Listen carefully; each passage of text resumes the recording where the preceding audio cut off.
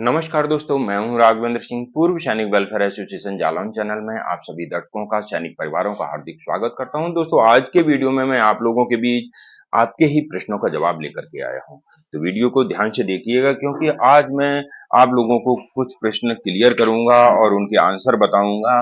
हो सकता है आज के वीडियो में आपके प्रश्न का जवाब मिल जाए, इसलिए ध्यान से देखिएगा। वीडियो शुरू करने से पहले अपने दर्शकों से एक छोटी सी गुजारिश करता हूं, जो दर्शक मेरे चैनल को पहली बार देख रहे हैं या फिर चैनल पर नए, हमारे चैनल से जुड़ने के लिए चैनल को सब्सक्राइब कर सकते हैं, क्योंकि इस चैनल के माध्यम से ऐसे ही आपकी पेंशन संबंधी समस्याओं का निराकरण किया जाता है, आपके प्रश्न का जवाब दिया जाता है। सही एवं सटीक जानकारी पाने के लिए आप हमारे चैनल से जुड़ सकते हैं। अपनी पेंशन की समस्या को दूर करवाने के लिए आप हमारे चैनल से जुड़ सकते हैं। आगे एक एक करके मैं सारे प्रश्नों को यहाँ पर क्लियर करूंगा। और यहाँ पर आप लोगों को एक बात और बता दूं, कमेंट सेक्शन के माध्यम से यदि आप कोई प्रश्न करते हैं तो सबसे पहले आप अपनी रैंक, क्वालिफाइंग सर्विस और डेट ऑफ रिटायरमेंट लिखना बिल्कुल भी ना भूलें। आपकी क्या समस्या है वो अवश्य लिखें। वन रैंक वन पेंशन का यदि लाभ नहीं मिल रहा है तो आप जरूर लिखें कि वन रैंक वन पेंशन के कारण आपकी पेंशन कम आ रही है।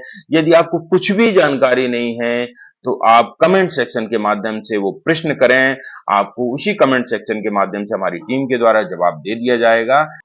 यहाँ पर पहला प्रश्न है, ये मदन लाल शर्मा जी की आईडी से प्रश्न आया है। लिख रहे हैं, 24 साल सर्विस करके हवलदार रैंक से 1995 में रिटायर हुआ था, परंतु ऑनरी नायब सूबेदार रैंक नहीं मिला है।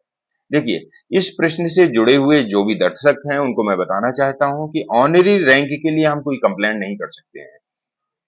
गुड सर्विस होने पर, पूरी सर्विस होने पर ऑनरी रैंक आपको स्वतः ही दिया जाता है। यदि आपको ऑनरी रैंक नहीं मिला है तो ऐसी कंडीशन में हम आपकी कोई मदद नहीं कर पाएंगे। हाँ, यहाँ पर यदि किसी को एमएसीपी की कोई समस्या है तो जरूर हम आपकी मदद कर सकते हैं, या फिर वन रैंक वन पेंशन के कारण पेंशन कम आ रही है या कोई आपको इंक्रीमेंट नहीं मिला है, ऐसी कंडीशन में हम जरूर आपकी मदद कर सकते हैं। दूसरा प्रश्न है, श्री शीशराम दैया जी की आईडी से प्रश्न आया है कि मेरी वाइफ का नाम पीपीओ में गलत है। ये लिख रहे हैं कि मेरी पत्नी का नाम अनीता देवी है, जबकि पीपीओ में अनीता कटेवा लिख दिया गया है। देखिए, फर्स्ट नेम आपकी पत्नी का सही है, लास्ट नेम में त्रुटि है, तो इसे आप संशोधित करवा सकते हैं। बड़ी आसान बात है, परंतु आपको थोड़ा सा प्रयास करना पड़ेगा। अपने नजदीकी जिला सैनिक कल्याण बोर्ड से संपर्क करना होगा, या फिर हमारे संगठन से भी संपर्क करके इस समस्या का समाधान करवा सकते हैं। तीसरा प्रश्न है, ये समीर खान जी की आईडी से प्रश्न आया है। ये लिख रहे हैं कि मम्मी की जो जन्म तिथि है वो आधार कार्ड में कुछ और, पीपीओ में कुछ और है।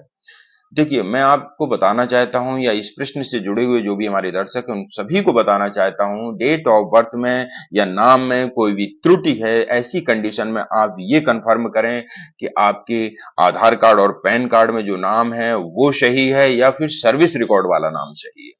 उसी हिसाब से मैं आपको यहाँ पर गाइड करूंगा, क्योंकि यदि आधार कार्ड में गलत है तो बड़ी आसान बात है, आप अपने आधार कार्ड को चेंज करवा सकते हैं। उनमें डेट ऑफ बर्थ का सुधार करवा सकते हैं, नाम में सुधार करवा सकते हैं। यदि सर्विस रिकॉर्ड में आपको सुधार करवाना है तो इसके लिए दूसरी प्रक्रिया है, जैसे कि दो नेशनल न्यूज़पेपर में आपको न्यूज निकलवानी होगी, एफिडेविट लगा करके भेजना होगा, जिला सैनिक कल्याण बोर्ड के माध्यम से पार्ट ऑर्डर करवाना होगा। साथ में और भी कुछ डॉक्यूमेंट हैं, एक हाथ से लिखी हुई प्रार्थना पत्र, वो आपको अपने संबंधित रिकॉर्ड ऑफिस को भिजवानी होगी, तभी आपकी इन सभी समस्याओं का समाधान हो सकेगा। इसके अलावा कई प्रश्न आते हैं, कुछ कॉमन प्रश्न यहाँ पर मैं आप लोगों को बताना चाहता हूँ। ये कॉमन प्रश्न है, ये अधिकतर पेंशनर के द्वारा किए गए हैं। स्पर्श माइग्रेशन होने के बाद डिसेबिलिटी पेंशन रुक गई है, क्या करें? देखिए, कई बार कई पेंशनर के केस में ऐसा देखने में आया है, जिन्हें डिसेबिलिटी पेंशन मिल रही थी, जैसे ही इस वर्ष में माइग्रेशन हुआ उनकी अचानक से डिसेबिलिटी पेंशन बंद हो गई। बिल्कुल भी चिंता करने की आवश्यकता नहीं है। यदि आपकी डिसेबिलिटी पेंशन स्पर्श में माइग्रेशन के कारण रुकी है तो आपकी पेंशन शुरू हो जाएगी।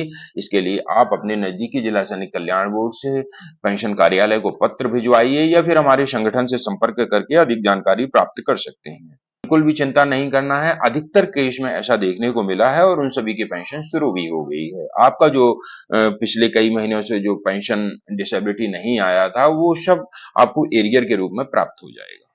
एक और कॉमन प्रश्न है, स्पर्श पीपीओ अभी तक नहीं मिला है। ऐसे हमारे कई पेंशनर लिखते हैं कि स्पर्श पीपीओ उन्हें नहीं मिला। देखिए, मैं आप लोगों को बता दूं, अधिकतर पेंशनर को स्पर्श का पीपीओ भी मिल चुका है, उनका माइग्रेशन स्पर्श में भी हो चुका है, परंतु कुछ एक पेंशनर हैं, कुछ एक फैमिली पेंशनर हैं, जिनको अभी तक भी स्पर्श का पीपीओ नहीं मिला है। बिल्कुल भी चिंता करने की आवश्यकता नहीं है, क्योंकि यहाँ पर देखने में आया है पीडीवी के कारण, डेटा वेरिफिकेशन के कारण उनको ये पीपीओ नहीं बन पाया है। उसके लिए वो एक अपने पेंशन कार्यालय को पत्र भिजवा सकते हैं, रिकॉर्ड ऑफिस को पत्र भिजवा सकते हैं कि मुझे माइग्रेट हुए 2 साल हो गए, 3 साल हो गए, परंतु अभी तक मेरा पीपीओ जारी क्यों नहीं किया गया है? आपका पीपीओ जारी कर दिया जाएगा। आप हमारे संगठन से संपर्क करके इस समस्या का समाधान करवा सकते हैं। इसके अलावा छठा प्रश्न है, ये भी एक कॉमन प्रश्न है, ओआरओपी 3 का बेनिफिट, ओआरओपी 2 का बेनिफिट मुझे अभी तक नहीं मिला है, जानकारी नहीं है, क्या करें? देखिए, जिनका माइग्रेशन स्पर्श में हो चुका है, वो तो बिल्कुल क्लियर है कि उनकी पीपीओ में उनकी बेसिक को दिखा दिया गया है कि उन्हें ओआरओपी 2 के मुताबिक या ओआरओपी 3 के मुताबिक कब से पेंशन में बढ़ोतरी की गई है। यदि नहीं हुई है उनकी पेंशन में बढ़ोतरी, ऐसी कंडीशन में वो हमारे संगठन से संपर्क कर सकते हैं या स्वयं भी पत्र लिख करके अपने पेंशन कार्यालय को इस समस्या का समाधान करवा सकते हैं। और यहाँ पर जिनका माइग्रेशन स्पर्श में नहीं हुआ है, उनके साथ में ये बड़ी समस्या है, क्योंकि उन्हें वहां पर उनकी बेसिक क्लियर नहीं हो रही है, उन्हें ये पता नहीं चल रहा है कि हमारी बेसिक पेंशन कितनी आ रही है, ओआरओपी 2 लगा या नहीं लगा, ओआरओपी 3 लगा या नहीं लगा। ऐसी कंडीशन में वो हमारे संगठन से संपर्क करके इस समस्या का समाधान करवा सकते हैं।